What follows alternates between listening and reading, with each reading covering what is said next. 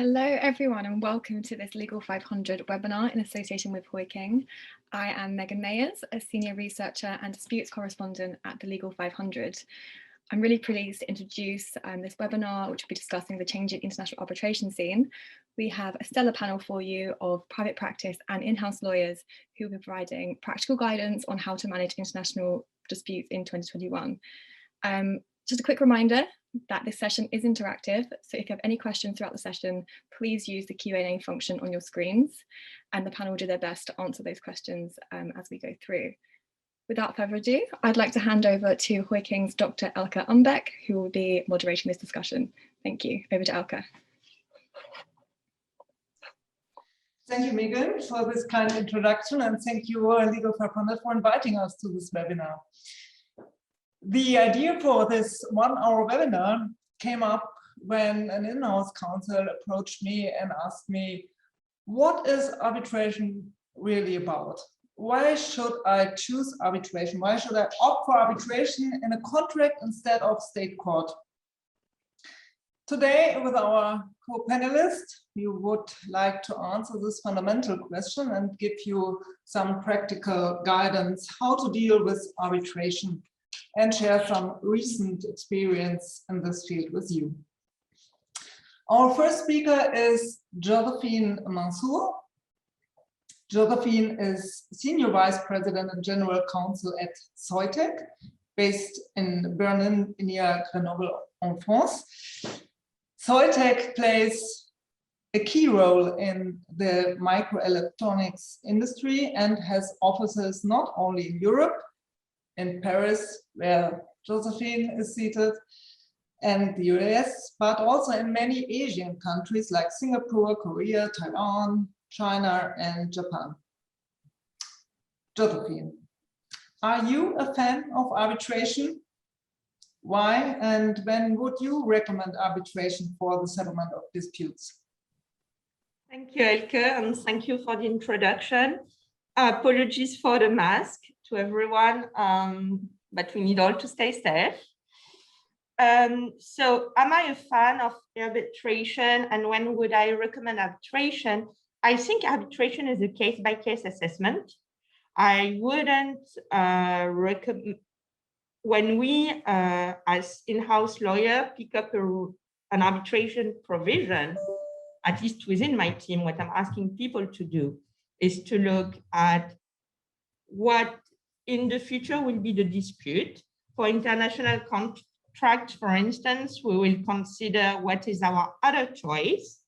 Would we rather use arbitration or a local court where we don't know the law, and we consider also the size of the agreement. Will it be or not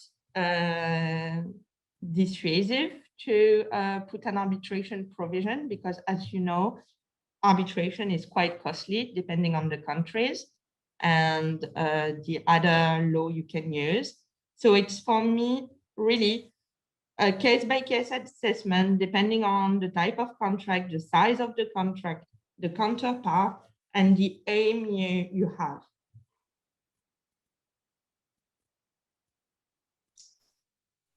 Thank you very much. It's my pleasure to introduce our second guest today and panelist. It's Elizabeth Hinkepie. She is head of legal at EMEA Hasker Rail Europe, based in Düsseldorf, Germany. Hasker Rail obviously is a rail track maintenance and construction company, and besides her work as an in-house counsel, Elizabeth is also heavily engaged with the DIS 40, heading the in-house counsel initiative. Elizabeth, it's a pleasure to have you here, and we have already heard some advantages Josephine considers when talking about arbitration. What are your main points when you think about arbitration, and why you would introduce an arbitration clause into your contracts? Thank you very much, Jonas, for the kind introduction, and also the Legal 500 for the invitation. So why I think that arbitration is of advantage when drafting this particular clause is also because of the procedural flexibility. that comes along with arbitration. For example, strict formalities as seen in domestic courts are often not observed as strict in arbitral procedures. Also, what I think is an advantage in arbitration is the possibility to choose the seat of the arbitration. And with it, I'm also having the possibility to decide what kind of laws are going to be applied to the proceedings. The very well-known lex arbitri. What I also consider as an advantage for arbitration will be that I'm able to choose the language of the arbitration that will have also some impact in cost, because some of the evidence that I have, I won't need to translate those. And also if I request for the arbitral tribunal to be bilingual, then I don't need, for example, a translator for my witness. The last thing I consider it's very, very good is the wider acceptability of arbitration. So at the end, when you are really tired of very long negotiations and so on, you just don't want to start with litigation and which court and which law. You just go for arbitration, and then it's very easy to compromise because one can get the language, the other party gets the seat of the arbitrator of the arbitration. Also, the arbitral institution can also be discussed. So I think it's wider accepted. Thank you, Elizabeth. Our third speaker is Alexander Steinberg. Alexander is head of legal Germany at Alstom. Alstom is a global leader in the transportation sector with business seat in Paris. Alstom's lovely slogan is, "We are where mobility is needed." So it's no wonder that Alstom has offices in 70 countries with 70,000 employees worldwide. Among other moves, it recently took over Bombardier Transportation. And Alexander, you yourself, you also took a move, a personal move, which became official only this week. And as an outcome, I understood you will continue your work as an off counsel for arbitration law, or in the field of arbitration. So why, as an additional question, why would you recommend arbitration? What further advantages do you see? Yeah, thank you very much for the opportunity. I see three major advantages. Number one, in international business, arbitration is litigation that works internationally. So if you have cross-border business and cross-border disputes, I think arbitration is much more suitable and much more practical than state court litigation. And number two, I think one item that I also like about arbitration, which has not been mentioned, is confidentiality. So it's a private procedure, and businesses have good reasons to keep things confidential. And I think it's an added value of arbitration compared to litigation. And the third element is you really have the opportunity to tailor the arbitral proceedings to your needs and interests. So that's a chance that the parties together with counsel and the tribunal can take. But unfortunately, and I'm sure we come to that, there's also risk, because if you remain silent and you don't take advantage of your tailoring the procedure, then you will get the one size fits all, and you may think this looks pretty much like litigation. Yeah, thank you very much.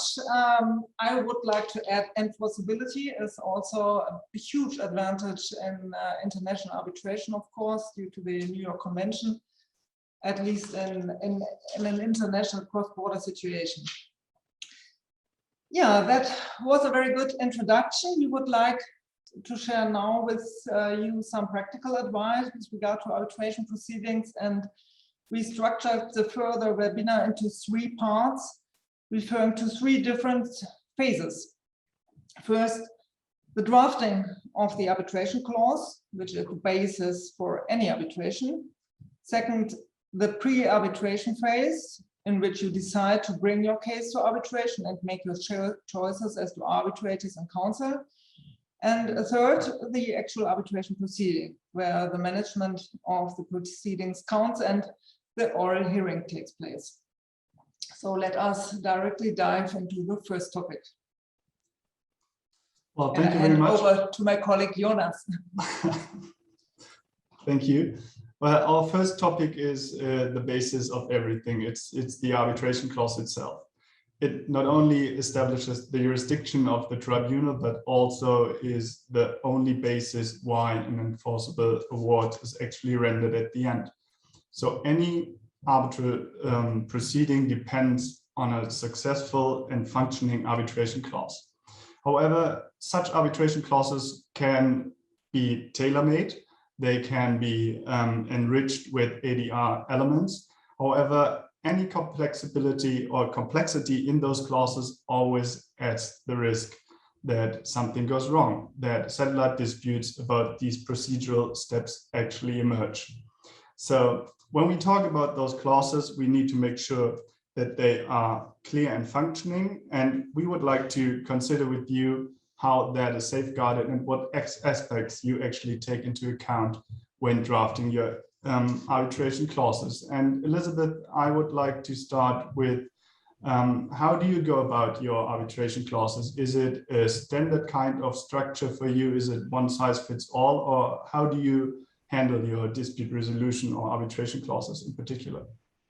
Yeah, as also my co-panelists were saying that one of the advantages is to tailor the proceeding. So that starts if you use the possibility when drafting your arbitration clause to also tailor-made what your arbitration will be looking like. For this, I'm convinced that a one-size-fits-all solution is not feasible for dispute resolution in general. Alone, the question whether I go to litigation or arbitration in this particular contract already shows me the difficulty to just have one clause as my standard. On the contrary, I think that a dispute resolution policy will ease the decision making in every case. What can, for example, having an arbitration clause that it's comprised by different modules, and then you will need have a clause library and adapting these modules to the particular case. That's something we normally do based on decision trees and then referring to our clause library. But definitely, I think that one-size-fits-all clause for dispute resolution is not good. It is not the purpose of arbitration. Just very short as a fact, I was reading in a survey that in the DACH region, only 59% of the not representative surveys have a policy. My question will be if they apply it, but it's not very common to have one. Okay, thank you very much. Josephine, in your first answer, you already mentioned that involving arbitration is a case-by-case assessment, and Elizabeth already emphasized that for her, a one-size-fits-all approach is not the way to go. How do you integrate your arbitration clauses? Is it standard, or is it a hand-drafted clause, or do you refer to institutional arbitration clauses as recommended by the institutions? How do you go about that? It's really not one size fits all. We go case by case. Sometimes, first, we don't choose necessarily the same institution. It depends. I've already chosen the ICC, but also the AII, which people choose less. And it depends on the kind of litigation we may potentially have. And it's really thinking forward. And then the drafting, we really include many, not only legal consideration into it, but also global consideration, such as the language, such as also how many arbitrators will be needed depending on the other counterpart. It's really the advantage of litigating in front of an arbitrators. It's that you can really adapt the provision to the kind of litigation you may anticipate with a particular counterpart, for me. Okay, thank you very much. And obviously the arbitration part in an arbitration clause is the essence to go to arbitration in the end.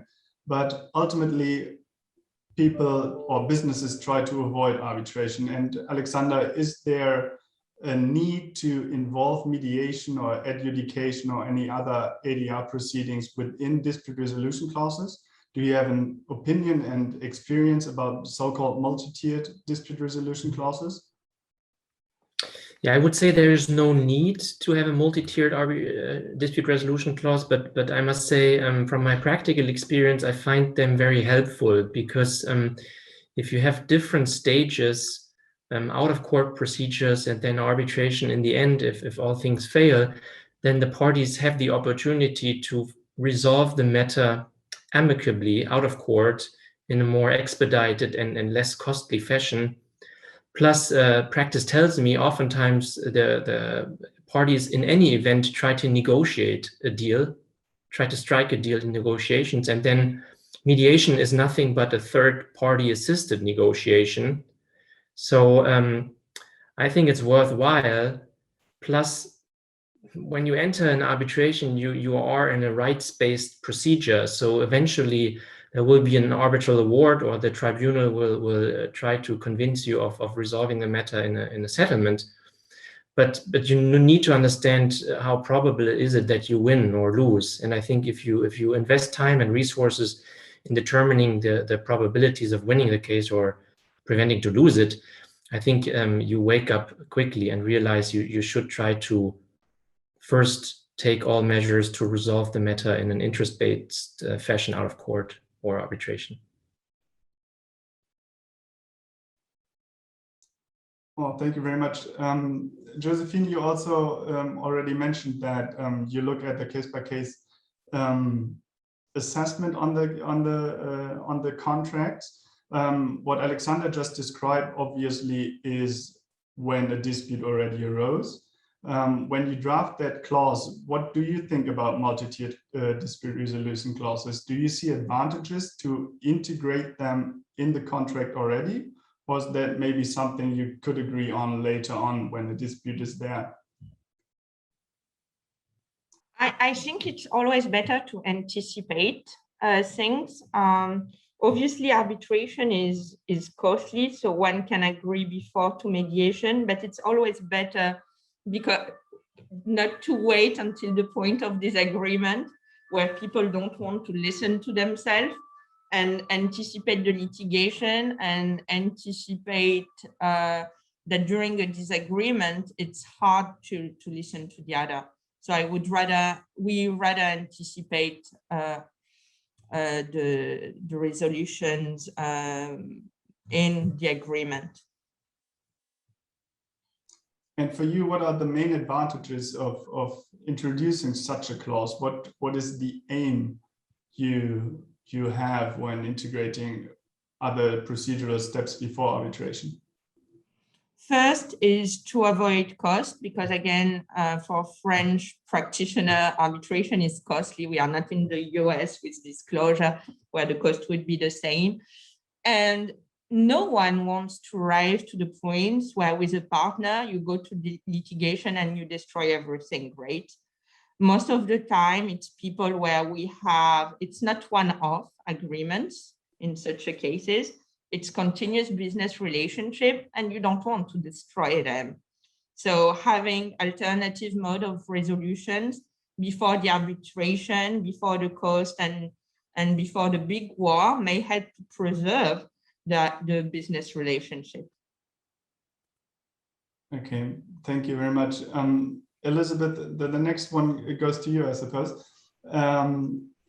We have heard that including ADR techniques in the clause is aimed at preserving the business relationship and avoiding costs, for example. But including complexity in the clauses always includes the risk that something doesn't work. How do you go about checking those multi-tiered clauses? Do you have a checklist? Do you have key points you consider when looking at those drafts?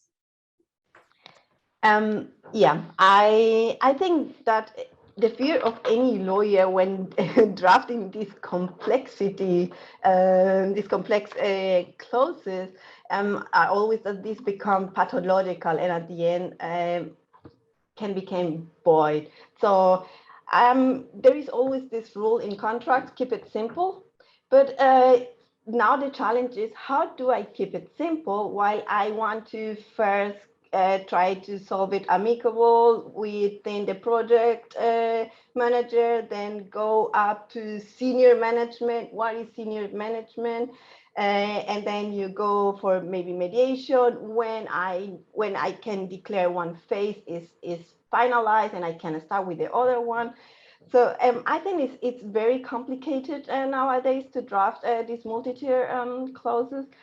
Also, I personally don't like much checklists, because sometimes you try to rely too much on them and then you don't perform a proper assess and also taking into account the conditions of the particular transaction. So I don't use one, but what I do, I don't know if it's good or not, but it has helped me a lot, is I read the clause, and based on what I understand, I make a timeline. And then I put, okay, I need this day, I start here, then I can go here, and I can go here. And then what I also try to do is, okay, I understood. And is the language clear enough also for my operative team to understand? Because some of these steps are going to be managed by them and not by me. So in this frame, I also like to ask someone from the company that has not been involved in that negotiation. I give this clause and say nothing about it and say, can you please explain me what I need to do here? So which is first step, how long does it take, when it's finalized? And if possible, if they have enough time and are kind enough, can you draw the timeline, please, for me? And that really helps, because it showed me it's the clause becoming pathological, or can be still safe, or can be improved in clarity and so on. So that's my approach, at least. Well, it's interesting that you involve not only your second pair of eyes, but another pair of eyes to actually review those clauses.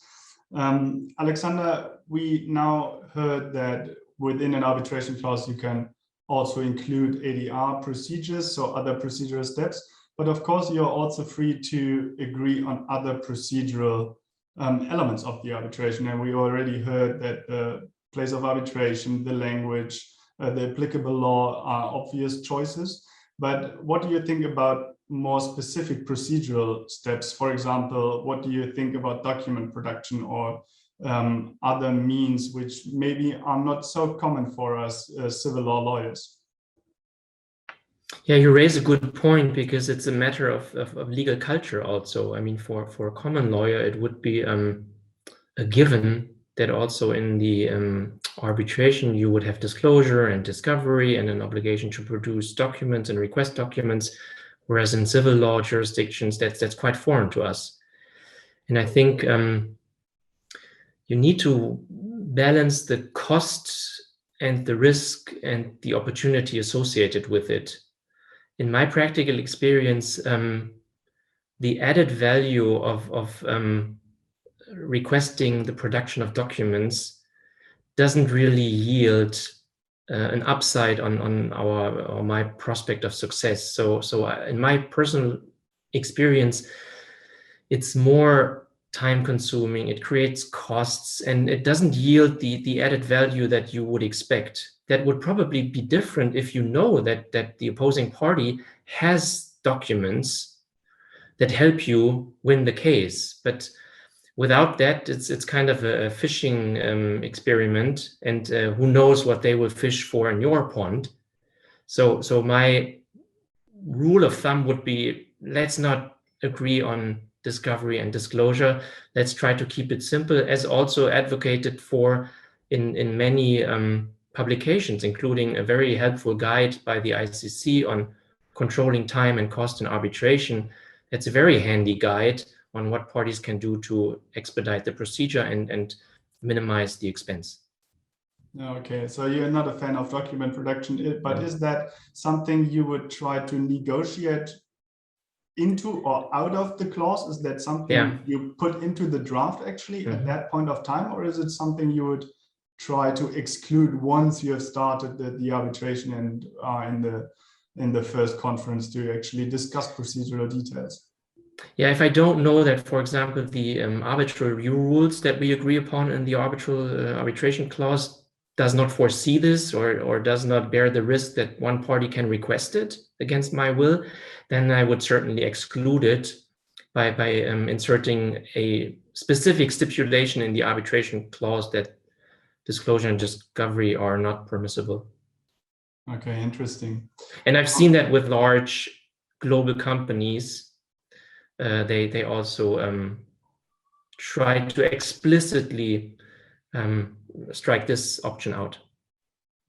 Interesting.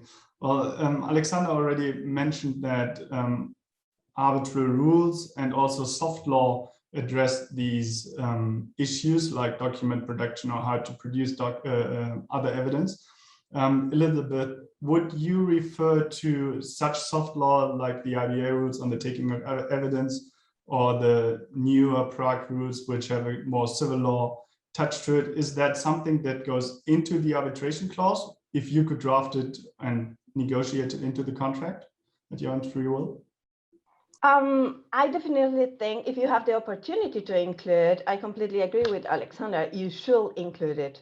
So I also believe that sometimes, as I was saying at the beginning, you don't have much possibility at the very end of the negotiation to do a lot of things with the dispute resolution clause.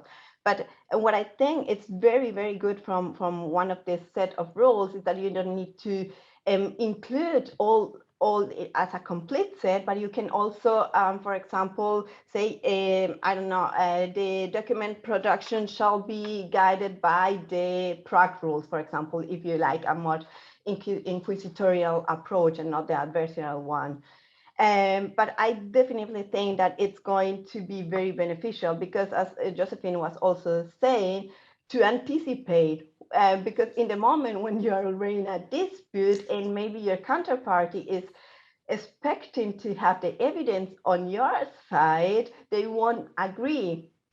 But then it's also a possibility to appeal to your arbitrators, which you have been appointed or helped to appoint, so to maybe consider these Prague rules in terms of, now you realize that I'm kind of biased with the Prague rules, to consider them just to save some costs and so on and making arbitration a bit more efficient. Okay, interesting. Josephine, we already heard from you that you already chose different institutions for your arbitral proceedings or your arbitration clauses, at least. Is that something that you always go to an institutional arbitration, or is ad hoc arbitration also an interesting option for you? And if you opt for an institution, what do you consider when actually looking at the different institutional rules and their services? So ad hoc arbitration can also work for us. Again, I'm repeating this a lot. It depends really on what we have in hand. As working in the semiconductor industry, our word is extremely specific. So ad hoc arbitration may work in a more swift fashion with even more, it gives us more freedom than institutional arbitration, which may help in certain cases. So we can go for ad hoc arbitration for those advantages. On the other hand, ad hoc arbitration are not, sorry, I'm losing my English, are not surrounded by rules as the arbitration institution, which can be reassuring for us in terms of anticipation. So with ad hoc arbitration, my concern sometimes is, and this is the lawyer speaking, is can I anticipate enough with this kind of arbitration? Is it really for me can I oversee and advance things with ad hoc? And I think the complexity is here versus institutional arbitration, where when you pick up the ICC, you know the rules, you know how it works, you're more guided versus, and the arbitrators are more guided versus an ad hoc arbitration. So you take less risk, and in fact, it's less subjective than ad hoc one for me. So this what I would put into the balance. Very can be more swift, with more expertise in the arbitrators, etc., versus like less rules, less guidance, and a lot of subjectivity. Well, thank you very much. Well, thank you for your views. I think that concludes our first section about the arbitration clause itself, and I would now hand over to Elke, who will discuss the pre-arbitration phase.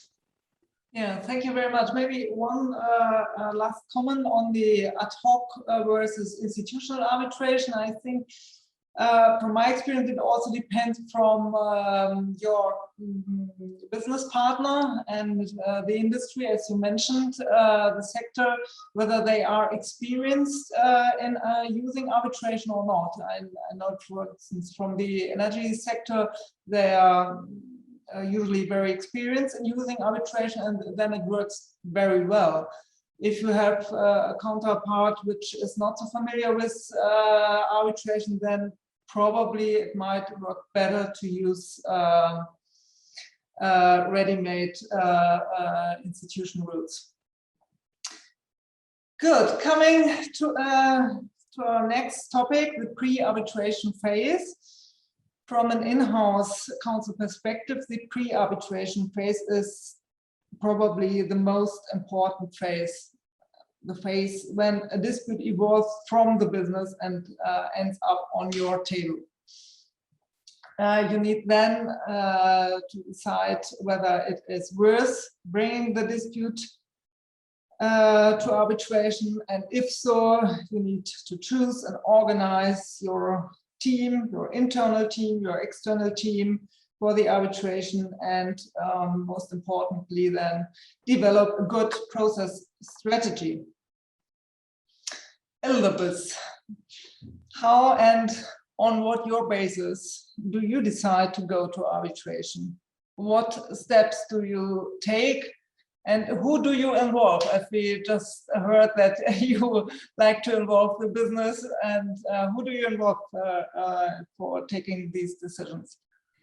As you know, the best dispute is the one that never happens. So, and even though I'm really passionate about arbitration, dispute resolution, and so on, my job as an in-house counsel is always to avoid disputes. So we always try this amicable way until the very, very end when it doesn't go any further. In these cases where we are not being successful at this amicable proceeding, then we need to present a business case. So legal department, along with, so mostly the legal department, but with the team involved, need to present to senior management a business case. It's more or less a business case. So we need to consider, for example, the strength of my legal position and my arguments, the strength of the evidence I have been able to find. I also need to make an assessment about the amount of damages I will be able to be awarded if I win the arbitration. I also need to consider the arbitration cost. And this is always a big question mark, especially what is related to the external counsels. And at the end, I also need to do an enforcement probability. So, okay, if I win, because I did all the legal part correct, can I really get my money back, and within what time frame? Because this is also a huge issue. Sometimes you just get an award within, let's put it this way, 1 year, but then you are going to spend the next 3 to 5 years trying to collect your money. So it's not worth it. You spend more money that maybe you are going to get. And what is very important also as a feedback from my commercial team is the impact on the commercial relationship. So I really need to assess, is this a long-term relationship? What kind of impact is this going to have in my project? If I, for example, change the supplier, if some slight modification to the product is going to be having place because the provider, let's say, supplied kind of the similar product or services, but it's not exactly the same. And yeah, we also need to look at the replaceability of the product. For example, if there is only 1 or 2 companies providing this service or good, I need to just put the other part, the legal part, more in balance. So because we might have a winning award, but having some issues with our project. That is a really deep dive. Deep dive. Are you involving external counsel in this phase, or is that something you do internally only? Normally, we don't involve in-house counsel at this phase. External. Yeah, we try to do it. So the legal assessment and so we try to do it in-house. Okay. Alexander, what is your view on this? How do you prepare, and how do you decide to go to arbitration or not? Is it similar? Yeah, I mean, we are a big fan of litigation risk analysis. It's basically looking at the dispute not from a legal point of view, but from an economic point of view. And in that perspective, it's really interesting and insightful how accountants look at dispute resolution. If you ask an accountant, he or she will look into the accounting rules, be it local GAAP or IFRS, and there are rules how you can provision the opportunities from a dispute resolution procedure if you're the claimant, or the risks that you need to provision if you're the respondent in the procedure. And I think that that's very helpful to also have this economic mindset and economic analysis to dispute resolution, because it will open your eyes that you need to weigh the cost and the benefits, and you need to acknowledge that it will take a lot of time and a lot of money to pursue your claim. So I'm a big fan of litigation risk analysis before you start the arbitration. Otherwise, you have your wake-up moment 2 years down the line, and you're kind of economically forced to settle. And I don't know if we come to that, but I think third-party funders, they really give you a new perspective, and more they are also visible in the arbitration scene. Absolutely. That is my experience too, and I think it's very fascinating how third-party funders look at the dispute. They look at the dispute more like an asset, whether it's useful to invest in such an asset, to spend further costs or not. And I think that is a very interesting perspective to see it. And speaking about third-party funders, would you advise to involve them, to use them? Is that an option you think about? Yeah, when the stakes are high, if the amount in dispute is significant or material, and I think you're very well advised not only to talk to your external lawyers, but also have a conversation with third-party funders, because if they're not willing to fund your case, that says something. Because they do benchmarking, they look at a lot of cases, and if they tell you, no, thank you, we will fund another case, I think you can be quite certain that you have a risky case, even if your external lawyers tell you otherwise. Yeah, and from an accounting perspective, do you see any advantages for business to use external funders? I mean, we know that obviously the third-party funder has an own interest, and at the end he will take away share of your gain, but do you think it's still worth considering third-party funders? Yeah, because it gives you a good perspective whether you have a weak or a strong case, and then you have a clearer view regarding the risk and opportunities associated with the dispute. And I think then you are able to take a more informed decision whether or not to go into arbitration, to fight it from all angles. I think it just makes you more intelligent in your assessment of the case. Mm-hmm. And of course, it takes away the legal cost from the balance sheet. If you use them in terms of liquidity for the management, that can be, of course, a huge benefit to convince them to bring the case to arbitration. I mean, once the decision is taken that the business relationship can support such arbitration, or that it's worth bringing this dispute to arbitration. Okay, so we thought about what is really of the essence for successful arbitration, for bringing together your arguments and preparing for arbitration. And we've always come to the conclusion fact-finding is key. For the arbitration. You often do not win the arbitration on the law, but on the facts. At the end, it's about good storytelling, we find. Do you agree with that, Josephine? Do you have your own experience on that?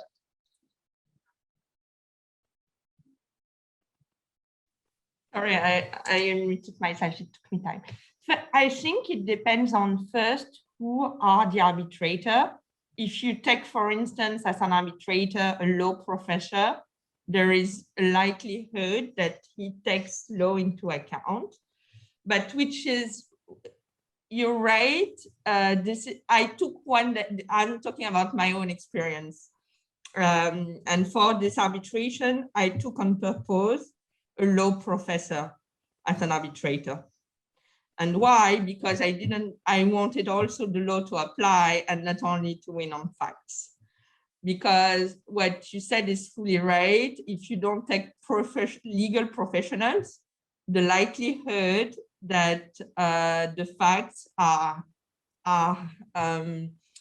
taken more into account in the balance for a decision is extremely high. So it depends for me who are the arbitrators and how you are composing the arbitral tribunal. Yeah, that brings me actually to another advantage of arbitration, that you have the possibility to choose your arbitrator, and of course that is an aspect, whether to choose a professor or a more hands-on lawyer, somebody from the industry who has the knowledge, or other aspects. Yeah, correct. So my next question goes to Elizabeth and concerns the organization of the arbitration yet to come. And like in large transactions, I think preparation and organization of different work streams will be very important. How and when do you organize the work between the in-house team, external counsel, and commercial teams? Yeah, here it's depending on the dispute, the importance of the dispute for the business, but also on the budget I have become for that dispute. And based on this, I will have a more active role or not. So if I can outsource the most of the things, I will do so. But if not, I need to assume more tasks. So taking this into consideration, I will also agree on a communication strategy. I will set how do I like the external lawyers to communicate with me. For example, I do not accept memos that are, I don't know, over 25 pages long. If it can be, for example, 5 pages long, I don't have the time to read this thing. So only if necessary. Also, I really like to be informed. So it can be just a few lines, but I need to be informed. So regular calls are also welcome. And for me, it's also very important, again, with the timelines and deadlines. So I really need to see where we are at, where are we heading, and what time frames do I have to provide the external lawyers with whatever they are requesting from me. What for me is also very important is to decide if the communication is going to be through me and then I'm going to be translated to the team, or if they are going also to communicate directly with the team, because then the language needs to be another one. Otherwise, I will be, so the lawyers will be working, but I also will be working with the team because they don't understand the lawyers. So it's not a win-win. But that's the most important things, and also very clear task allocation. That's so what do I need to do, and in clear steps. And then for me, what is important is that the external lawyer takes the time to understand my business and not just and how we operate. Because yeah, I know. So for example, the offer and the acceptance, but then we need to see how we do offer and acceptance at Harsco, for example. That's made things. Let's put it this way, maybe basic, but I had a very bad experience, for example, with an external counsel. We did not understand each other. The team did not understand his question. It was a complete disaster. Yeah, that relates still to fact-finding and the willingness to find out what the case is really about and the contract is really about. Alexander, are the mutual expectations between external and internal counsels always clear? No. And I think that the practical problem is that everybody acknowledges that, but nobody raises his voice and says, it's not clear to me, can we please sit down and clarify it together?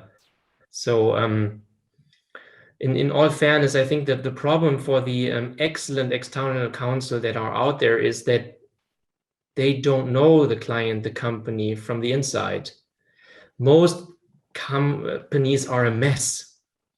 Let's face it, they're not in the business of arbitration. They're in the business of producing goods and delivering services. So when they are faced with an arbitration and they need to put together the story, what happened when in the last 2 to 5 years, they are in a difficult situation because they don't file documents like law firms do. They don't file emails like law firms do. It's a mess.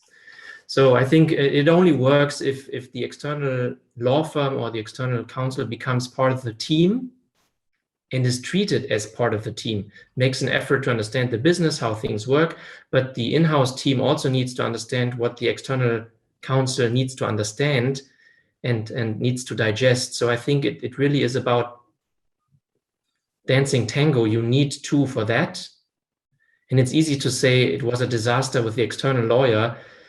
Probably the external lawyer said it was a disaster with the client. So I think it's in all fairness, there must be collaboration. There needs to be strict rules regarding exchange of information. The in-house team, in my opinion, must not become the bottleneck.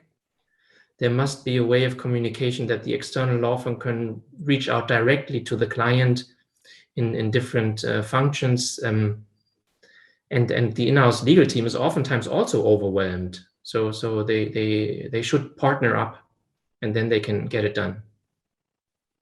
Yeah, thank you very much. I think that is very, very important. Can't be underestimated, even if it sounds so basic. Yeah, but if we hear from Elizabeth, it depends from the budget how I treat the arbitration. Yeah, it's worth sharing this information with external counsel and sharing your expectation and define roles and how you want to organize during the arbitration or for the arbitration. I think that is can vary so much. Yeah, some companies want to just outsource all the legal services and expect the external counsel to do everything. Others prefer differently. So I think at the beginning to have a thought on that is very, very useful. And with that, I hand over to Jonas again for our third part, which is a bit shorter than the others. Yeah, well, thank you very much. The third and last part is about the actual management of the dispute. Obviously, until that, a lot of time and effort is actually spent to prepare your submissions and do the fact finding and what will you. But once you are in the arbitral proceedings, there are a lot of aspects which actually are the practical doing, how things evolved in arbitration over the past. And one of those aspects is cross-examinations, Josephine. Could you briefly share with us, what do you think about cross-examination? Is that useful, or do you rather prefer a more proactive role by an arbitral tribunal to assess and direct the witnesses and experts?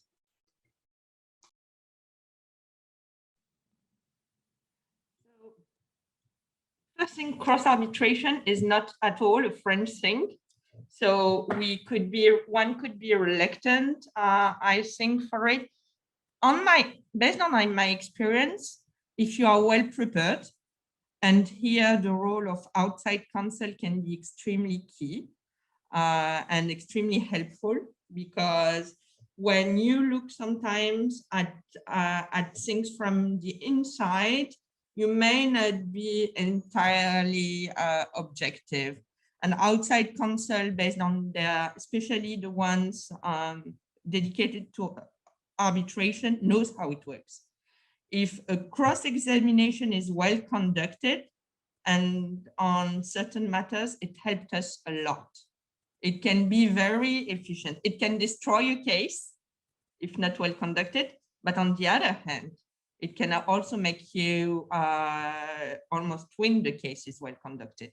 And here it's a game between what you have inside and the people who are going to be cross-examined. The preparation is extremely key. We spent weeks and almost months to prepare some of our people for cross-examination. But it's something that can be dangerous. That's interesting. And you already mentioned that preparation for cross-examination is extremely, or can be extremely time-consuming. You're talking about weeks and maybe months. Elizabeth, we have just seen the ICC report on fact witness memory. And one of the findings was that memory of fact witnesses actually is not unchangeable. It is influenced by outside factors. How do you deal with that knowledge that we now have? How do you implement that within your organization? How do you make sure that the legal department, but also the commercial teams, know about how witness evidence is actually not tainted by the way it is gathered within the company, and also by outside counsel, of course? Thank you very much for this question. I loved it, especially because we addressed this topic in the last autumn conference of the Thirdparty a few weeks ago. And my major taking was that memory is comparable to a Wikipedia article because you can access it and modify it as easy as a Wikipedia article. And taking this into consideration, and also based on the report of the ICC, then you really need to try to minimize the reliability on memory for your witness, but by doing very simple things like I keep saying this here. I think I sound like a damaged LP or whatever it's called, because I say, please write it down. You had a call with your supplier. Write down whatever you discuss with him. Send him an email and ask for confirmation that was the thing that you have discussed. Because when the dispute arrives, then you have here the email you can read, and then you can try to recall what exactly happened. But the other thing that I try to do when the dispute already arose is like not discussing the facts in groups. individually discussion, but for me, the very first step is like a free recollection. Tell me whatever comes to your mind regarding whatever the fact that you want to. And without me asking question, without me or the team saying what our strategy should be and what we are going to be pursuing also about legal strategy, no, just tell me whatever you remember, because we should never try to modify the article, put it this way. And yeah, but very important what I read in this report is that only in the case that the witness statement should prove a disputed fact, you need to take some measure into consideration, because in the moment that the a statement is only based on experience of knowledge, you don't need memory, so you don't need any kind of measure. Okay, thank you very much. Well, in the interest of time, I'm trying to include some of the aspects in the Q&A already. And one aspect that is frequently raised is actually arbitration and technology. How should it be included? How will it evolve in the future? How can we actually use it? Will there be some kind of algorithm to predict the outcome of disputes? And of course, we have seen the use of technology, for example, through virtual hearings. But Alexander and I would put that question to you. What do you already see as technologies which can be used right now? And maybe you can look at two aspects: the organization between the in-house and the external teams, and within the arbitration itself. Yeah. Thank you very much. Maybe to comment on artificial intelligence, I think there are some solutions out there, but I don't think they're ripe yet. I think they're still in the test phase, so I wouldn't rely on artificial intelligence to do my litigation risk analysis. To come to your question, I'm convinced that arbitration can learn a lot from transactions, for example, M&A transactions, where technology, in my opinion, is much more widely used. You have data rooms where you store documents, upload documents, and then you have software that also enables you to read the documents, to filter the documents. I think that's something that's ripe from a technology point of view already now, and can also be used in arbitration, where you have lots and lots of documents to review and look at. So that's one thing. And then I think in-house teams and external law firms, they should and could use collaborative tools to work together. So instead of ping-ponging emails and draft submissions via emails, I think we can work with platform solutions where we can work together on the documents, rework them, and so on. So there's lots of tools out there that non-lawyers use on a frequent basis, and I think us lawyers should grow up and also start using those software solution and platform-based tools. And then I think arbitral proceedings can be run without hard copies. I mean, some arbitral institutions, they offer electronic storage and electronic communication. So I think that's also a relief for many parties and expedites the process dramatically. Mm.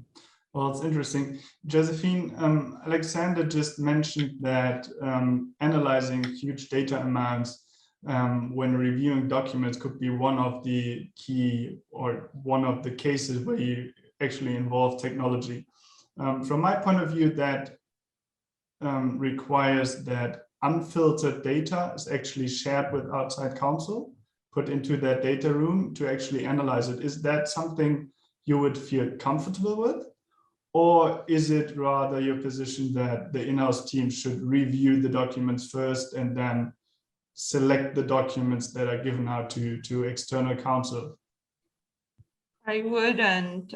First, two things, and this one doesn't necessarily work for arbitration, but more and more, I don't know if you know, it's that internal investigation are not subject to privilege, so they are extremely risky.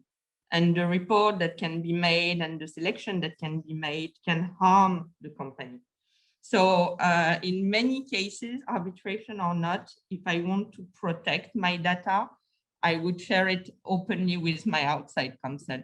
And the other thing is, and I think Alexander was pointing it out, outside counsel is for me like part of the team. It's not someone to whom we should hide something. If we want the real case assessment, really know our strengths and our and have a real view of our chances to win, I will share, and I'm sharing everything with my outside counsel. So for three things mainly, first, internal assessment and all of this can be dangerous. Secondly, I think it's the best way to have the most accurate case assessment. And most of the time, my counsels at least are people who we work together since a lot of time. We have a trust relationship. They know us, even sometimes better than internal people, because they've been here for years. They know the tolerance where we go. So I would share everything. Thank you very much. I think to share information on strengths and weaknesses with your external counsel is extremely important, because it's a basis for the process strategy. Yeah? You need to know where the weaknesses are, otherwise you will be surprised at a later stage in the arbitration. So we have a couple of more questions in the chat function, and there's one question which was given to us by several people. That is, how do you choose your arbitrator? I think that is an important one, and maybe we can have your comment on this one, Elizabeth. How do you choose your arbitrator? Is that something, do you have your own arbitrators list? Is that something you discuss with your external counsel? Is that where you rely on your external counsel? How do you deal with that? I do not completely rely on my external counsel for this. I try to do my own research, and I also try to do diversity, and diversity also not only female or not female, but in-house counsel. So I truly believe in-house counsel should be more appointed, because in my opinion, they understand the business, they understand it's not just for the fun of dispute, but we have here a business that needs to keep running up, and the relationship must be preserved. So, but of course, I speak with my external lawyers about. That's a good point, Alexander. What is your view on that? Is artificial intelligence helping us with that, as some institution propose? Yeah, don't laugh. There are apparently software solutions out there who review arbitral awards and then tell you how Mr. Arbitrator or Mrs. Arbitrator ticks. I think that's a lot of BS, but I think teamwork again works. So I would never accept that we select an arbitrator which has been only identified and recommended by external counsel. I think it's a team effort, because you also need to factor in that there needs to be good chemistry within the arbitral tribunal, and the characters and the personalities, they also need to fit. So the soft skills and the soft factors for me are also very important, and then you need to make sure they have time. Otherwise, you have Mr. Arbitrator or Mrs. Arbitrator, and she or he is such a big shot, and he's too big to walk and never has time. So that will delay the procedure, and that will delay the receipt of the arbitral award. So I think the younger generation, not only the old generation, should get a fair chance. Absolutely, that's my experience too. It's of utmost importance, the choice of an arbitrator. it takes time, yeah, to discuss several candidates and from different perspectives, yeah, and so it's good not to be in a rush when taking that decision and to discuss it wisely. Good. I think in the interest of time, we set a 1 hour webinar, so we have come to an end. Thank you very much for being here with us as panelists, and thank you for participating. I would love to discuss the further questions as well, but I think that will be for another time. Excellent. So, thank you again, and bye-bye from my side. Thank you, Elke, for animating, and everyone. Thank you. Thank you. Bye. Thank you very much, all our panelists. One final note from our side is that this session will be available on demand through our Legal 500 website in the coming days, should you wish to rewatch any parts or share with peers or colleagues. But yeah, big thank you to all our panelists and for everyone that came along and contributed questions to the discussion as well. You can all get back to your busy days. Thank you very much.